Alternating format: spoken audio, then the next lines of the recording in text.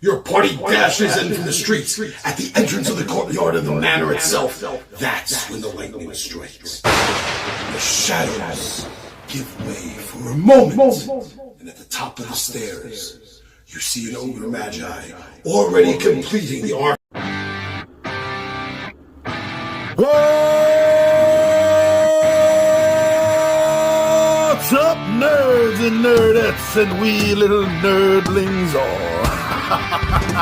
It's your buddy Big Johnny G for Two Gun Pixie presents Legendary Gaming. Shut up and sit down. Good morning, Pixie Posse, and all you wee little pixels out there. Thank you for joining me, your buddy Big Johnny G, here at Two Gun Pixie, your gateway to Legendary Gaming. All right, doing things a little bit late here. This is Thursday. No, I have a few of the players coming on Saturday, but this is like 13 months ahead of schedule for you guys right now watching this when it drops. But I'm like knee deep in getting ready for my, get into the Guinness Book of World Records. So that's been taking up a lot of my time. But gotta do something here for today. And the first thing I want to do is I'm going to go over notes and stuff. So I know what's going on. It's gonna be a short adventure. We don't have everyone showing up, but there's enough for us to do something, and I think I got that figured out pretty good. So let me show you what I got, what my idea is. All right. Got to do a little bit of cleaning up on the table. It's not super a lot here right now. So okay, now here's the thing. So the party is right over here. So they're at the trapdoor on the floor. They have this section of the map. They knew this was here. They found it. But not the entire party is here for this game coming up on Saturday. So what I want to do is there's a section up here and here. I suppose this room right here that has not been investigated. So I'm gonna let the guys finish the investigation of Tier 4 today, and then end off with them getting down here and maybe into this first room or so. I'll check out. But then that's gonna be it. Then we're gonna wait. Next game session, we'll have some more players, and we'll get back into to the big the big level, Tier 5. So I think right now we have now also that's not a lot, right? You're thinking to yourself, that's 3 encounters, and only one of them is really combat. The other is talkative, and another is informative. Oh, very little difference between those two. So here's what I want to do. This module has some great wandering monsters, because it added in the locals, the Synodicians.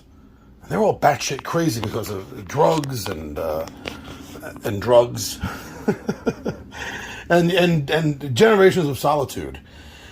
So there's a group here. It gives you there's like 12 different ideas. So I'm going to go with number 11. These 5 Synodicians are an NPC party. They will think the player characters are some kind of monster. Turn to the Wandering Monster Level 2 table of the basic rulebooks and roll for the type of monster the Synodians think the players are. The Synodician party has a level 3 fighter, a level 2 fighter, a level 2 fighter, a level 2 magic user, and a level 2 cleric. Now that's a little high, so I'm thinking, since there's only going to be 2 or 3 characters in the adventure, maybe not the full party. But then again, I did let Ron and Sean have second characters each. So this is like 4 active party members. Oh, did one of them die? Damn it. Yeah, so we'll see. We'll see how this goes. But yeah, definitely going to use those guys. And I think it's going to be like a setup to a bigger encounter for level 5. I think it's going to be a very good way to deal with that. All right, and if things get too bad, I'm also going to introduce number 6. So this party of 4 wear insect masks, carrying large clay jars and hum like bees. They will stop and ask the party to drink from the jars. Everyone who does has 1 to 4 points of damage cured, as these jars contain honey from the lair of the killer bees. if the Synodicines are attacked, or if someone tries to drink twice, the Synodicines will smash the jars and attack berserkly. So if anyone gets really hurt, I'm gonna bring this party in. So that's the plans for right now. I'm gonna go through my notes. So the next thing is I'm gonna go through my notes and make sure everything is up to date on where the party is and where I am with my notes. Really, you really got to keep good notes when you're DMing. You really do. All right, let me go through that, and then I'm gonna have to start setting up some sort of build and getting the appropriate miniatures out for monsters and terrain. I got a few. I got a couple. There's some terrain things lying around. All right, I'll be back before you even note it. All right, doing a little bit better. I got some more videos out of the way, done and complete. I got like 4 done today. Got some house cleaning done. Took care of the dogs. And I got a chance to go over the notes, add a few things that were missing. But yeah, my notebook is ready to go. And now it's just time to start setting stuff up. So what am I using? Let's see. Okay, again, like I was saying before, you really need to keep some good in-depth notes. So like this is one of the rooms here that they didn't explore yet. That's going to be a nice big fight. They might need the honeybee Synodicians after this one, huh? Okay, and I got the rest of this. So what's the other room here is, let's take a look. 25 and 26. 25 and 26, so I got them updated. The Tomb Annex, the Tomb Traps, 26, and 25. Here goes the Ghost. Okay, so I got that all updated. That's all good. I have the Synodician notes in here. So that means that the next thing I'm going to do is this worked so well last time. We're going to be incorporating, we're going to be using the tenfold dungeon set, the Temple, once again. Some great rooms in it. I'm only going to need, I'm only going to need one room and a bunch of pieces for the hallway. This makes me wish I had a second set because there's only 3 hallway pieces in this. And I could, 1, 2, 3. I really feel like I could use some more. But hey, that'll work fine. That'll work fine. It's a really good system. If you don't know Tenfold Dungeon, check out some of my tabletop takeout videos. I use them, especially in the Star Wars game. I use them a bunch in the Star Wars game. There's a sci-fi selection of them. So yeah, time to set up a few rooms, get some rats out. I got some. I don't know if I have enough to make 10 handy. I'm gonna have to go grab some more out of my Animals and Magic Beasts pack. Keep everything noted, man. You got to keep everything noted where things are. You're gonna go crazy looking for shit. Okay, so let me do this. Let me do this, and then there'll be time to get back to you, show you what I'm using as far as the pieces from this go, and which minis and what kind of terrain stuff is being used. Come on, don't break. There we go. That's some nice, good pieces. Yeah, that's a pretty good shot. What terrain pieces do you use? If you do table builds, what terrain setup do you use? Warlock tiles or Dwarven Forge? Do you use Tenfold Dungeon? What is it? Let me know. All right, let me get this done, and then you'll see what's going on. Yes! So I got it. I understand it.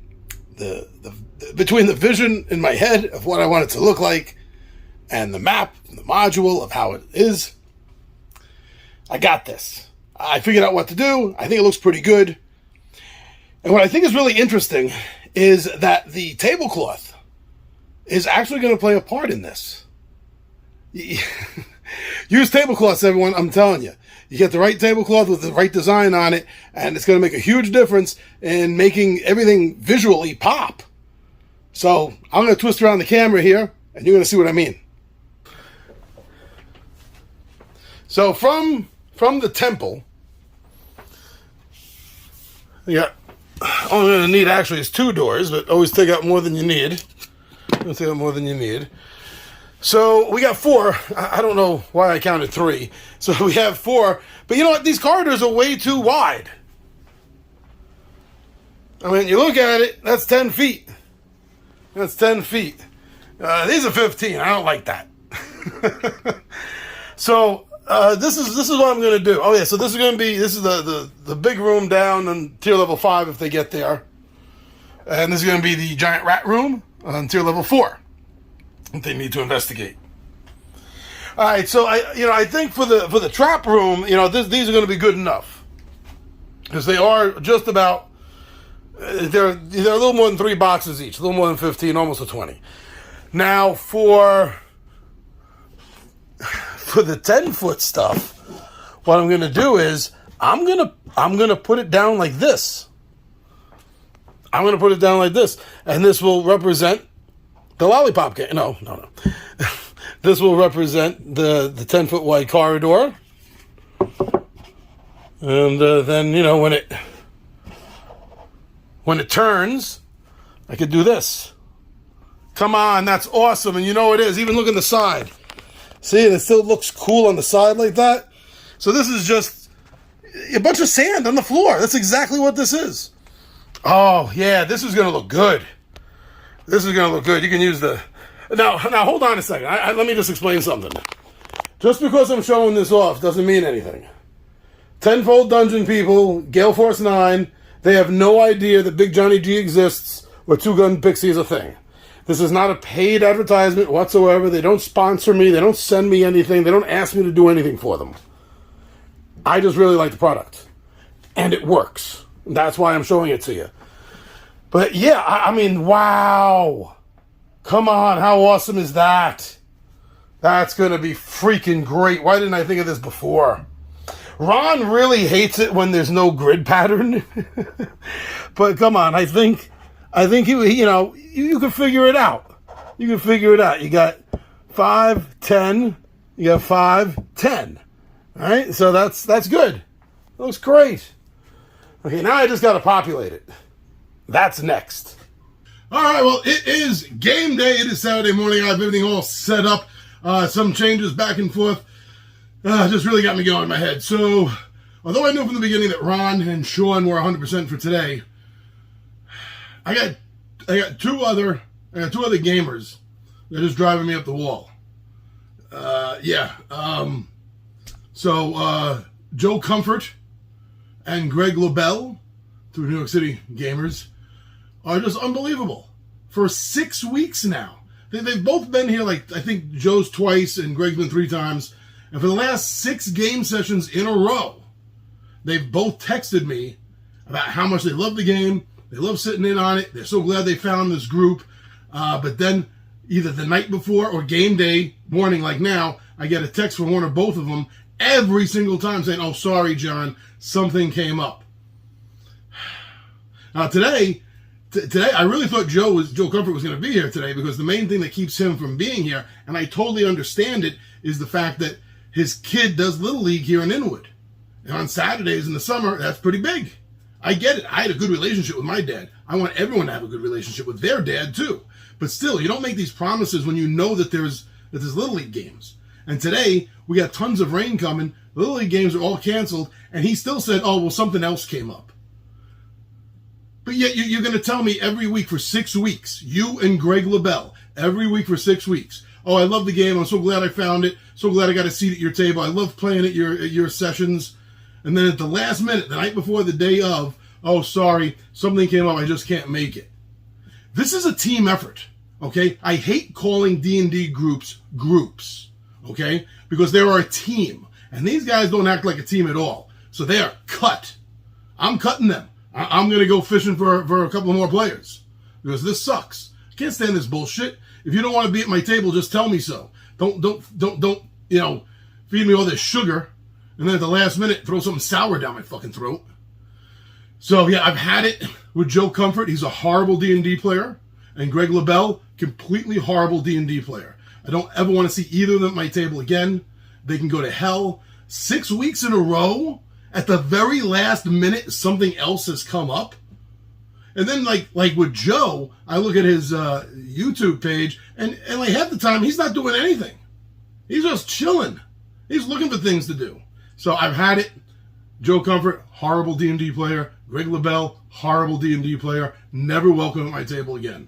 But anyway, I got everything set up. I'm ready to go. I'm going to keep going with just Sean and Ron. That's it. We're good. I got this. They got this. In fact, tune in next week and you'll hear from them themselves about what's been going on. Thank you for checking out this build and what I do as a Dungeon Master.